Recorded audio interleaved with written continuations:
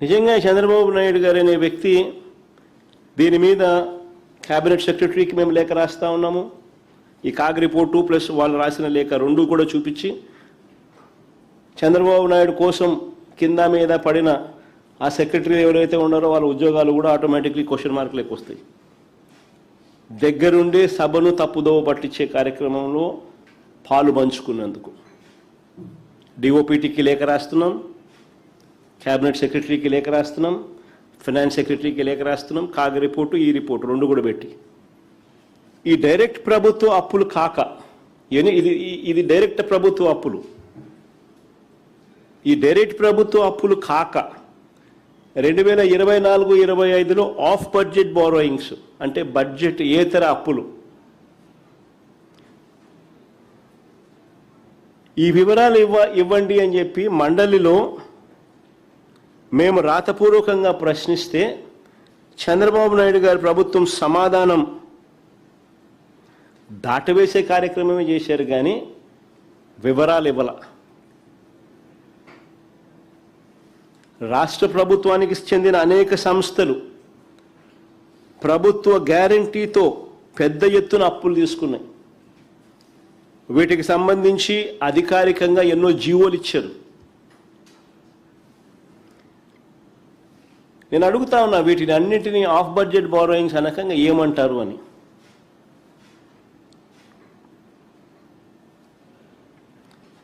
కానీ ఈ లెక్కలు మాత్రం చెప్పడం లేదు. అన్నీ కూడా దొంగచాటు వ్యవహారాలే. మొత్తం 16 రోజుల పాటు జరిగిన అసెంబ్లీ బడ్జెట్ సమావేశాలు చూస్తే తప్పుడు లెక్కలు, తప్పుడు ప్రచారాలు, సెల్ఫ్ డబ్బాలు, ఇవి తప్ప ప్రజలకు ఏదైనా మంచి జరిగిందా? ఆ 16 రోజుల అసెంబ్లీ సమావేశాలు చూస్తే ప్రజలకు మాత్రం ఒరిగింది సున్నా. చంద్రబాబు నాయుడు గారేమో తన కొడుకును జాకీని పెట్టి ఎత్తాడు,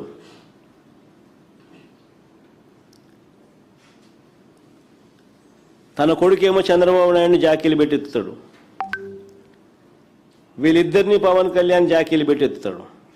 అసెంబ్లీ అంతా ఇదే.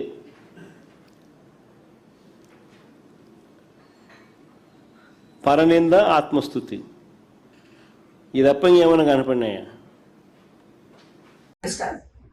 ఈరోజు జగన్మోహన్ రెడ్డి గారు చాలా సుదీర్ఘమైనటువంటి ప్రెస్ మీట్ పెట్టారు.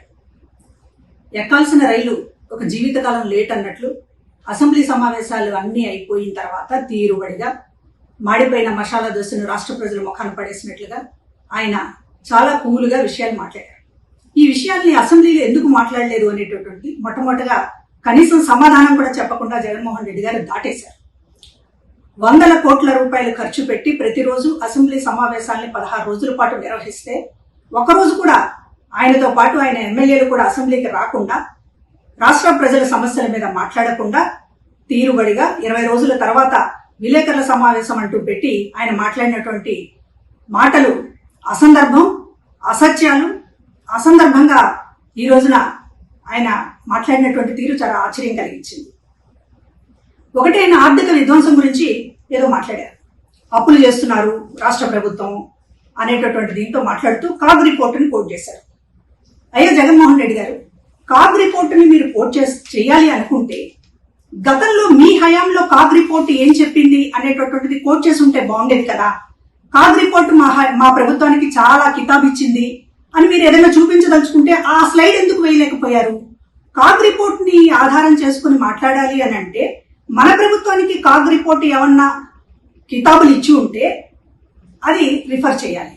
కానీ మీకు మీ హయాంలోనూ మీ అప్పులకు సంబంధించి మీ ఆర్థిక విధ్వంసాన్ని గురించి కాగ్ చెప్పింది కదా, దాన్ని ఎందుకు సైలెంట్ మోడ్లో పెట్టారు? ఇంకొకటి, ఈ ఆర్థిక విషయాలు మాట్లాడుతూ కేంద్రానికి మేము లేఖ రాస్తాం, కేంద్ర ఆర్థిక శాఖకి చేసిన అప్పుల మీద అని మాట్లాడుతున్నారు. అంటే రాష్ట్రానికి అప్పు పుట్టకుండా చేయడానికి మీరు దేశవ్యాప్తంగా అంతర్జాతీయంగా లేఖలు రాస్తున్నారు. రాష్ట్రానికి అప్పు పుట్టకూడదు అనేది మీ కంకణం కట్టుకుని మీ ప్రయత్నం మీరు చేస్తున్నారు. లేఖలు రాయాలి అనుకుంటే చాలా సమస్యలు ఉన్నాయి. రైతులు గిట్టుబాటు ధరలు మీరే చెప్పారు, గిట్టుబాటు ధర లేదని. గిట్టుబాటు ధర మీద ఏ రోజు కేంద్రానికి ఒక్క లేఖ రాయకుండా ఇవాళ అప్పు పుట్టకుండా చేయడానికి మాత్రం లేఖలు రాస్తానడం రాష్ట్రం మీద మీరు అన్న కత్తిగట్టారా జగన్మోహన్ రెడ్డి గారు? ఇంకొకటి, మహిళల వేధింపుల పైన చంద్రబాబు గారి చర్యలు తీసుకోవడం లేదు అని మాట్లాడారు. అసలు ఈ మాట మాట్లాడే అర్హత జగన్మోహన్ రెడ్డి గారికి ఉందా? ఒక ఎంపీ న్యూడ్ కాల్స్ తో దేశమంతా రాష్ట్రం పరువు తీసినప్పుడు ఆ ఎంపీ మీద మీరు ఏం చర్యలు తీసుకున్నారు జగన్మోహన్ రెడ్డి గారు? మీ మంత్రులు గంట అరగంట అని చెప్పేటటువంటి ఒక అశ్లీలమైనటువంటి మాటలు మాట్లాడుతున్నప్పుడు మీరు ఏం చర్యలు తీసుకున్నారు? స్వయంగా మీ చెల్లి షర్మిల మీద ఆ వర్రా రవీందర్ రెడ్డి అనేటటువంటి వాడు చాలా జుగుప్సాకరంగా పోస్టులు పెట్టినప్పుడు మీరేం చర్యలు తీసుకున్నారు? పైగా అతను వెనకేసుకొచ్చారే.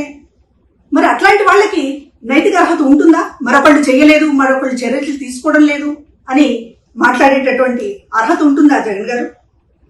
ఇంకా ఏం మాట్లాడారు? తండ్రిని లోకేష్ జాకీలెత్తి లేపుతున్నాడు అని చెప్పి మాట్లాడుతున్నారు. తండ్రులుండి ఎవరైనా కొడుకులు జాకీలు ఎత్తుతారు. గొప్పతనం ఉన్నప్పుడు మరింతగా ఎత్తుతారు. మీలాగా రాజశేఖర రెడ్డి గారి పథకాలకు పేరు తీసేయడం, రాజశేఖర రెడ్డి గారిని డౌన్ చేసి మీలాగా పైకి వెళ్లాలనుకోవడం అందరు కొడుకులు చేయలేరు కదా. కాబట్టి లోకేష్ గారి తండ్రిని ఎత్తుతారు ఖచ్చితంగా. ఇంకా విషయం, కల్తీ నెయ్యి పరకామణి చోరీ గురించి అంత సుదీర్ఘంగా మాట్లాడుతుంటే రాష్ట్ర ప్రజలకు అనుమానం వస్తుంది. ఎందుకంటే ఇప్పటిదాకా మీ ప్రమేయం ఉందని ఎవరు అనుకోవట్లేదు. సరే, ఏదో జరుగుంటుంది అనేటటువంటి ఉద్దేశంతో ఉన్నప్పటికీ కూడా మీరు పదే పదే అసలు ప్రెస్ మీట్ పెడుతున్నదే దానికోసం అన్నట్లుగా. కల్తీ నెయ్యికి సంబంధించి, పరకామణికి సంబంధించి చంద్రబాబు గారికి, లోకేష్ గారికి కాస్త బురద పూద్దామని చేస్తున్నటువంటి ఒక విస్తృతమైనటువంటి ప్రయత్నం చూస్తుంటే దొంగే దొంగ అని అరిచినట్లుందే. ఏదో జగన్మోహన్ రెడ్డి గారికి సంబంధం ఉందేమో, పదే పదే ఆ విషయాన్ని మాట్లాడుతున్నారు అనేటటువంటి అనుమానం రాష్ట్ర ప్రజలకు వస్తుంది. ఇవాళ మీరు పరకామణి చోరీ గురించి మాట్లాడుతున్నటువంటి తీరు, గతంలోనేమో అదేదో చిన్న తప్పన్నారు, ఇవాళేమో ఎందుకు బెయిల్ ఇప్పించారని అంటున్నారు. గతంలో పరకామణి చోరీ కేసు చిన్నదైందా? భక్తులకి న్యాయం చేయటము, దేవుడికి న్యాయం చేయడము అంటే సొమ్ము అప్పు చెప్పడమేనా? శిక్షించవద్దా? నేరస్తుల్ని శిక్షించవద్దా?